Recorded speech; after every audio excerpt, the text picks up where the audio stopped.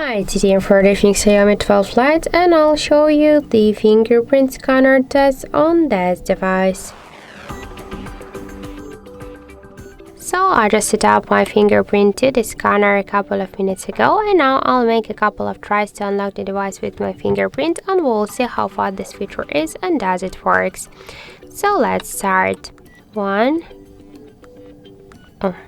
2, 3,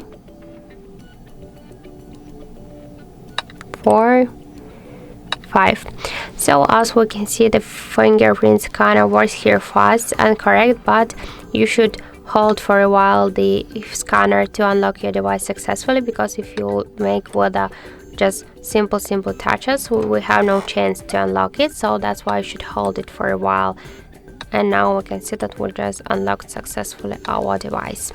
So that's it. Thank you for watching, and if you find this video helpful, don't forget to leave a like, comment and to subscribe our channel.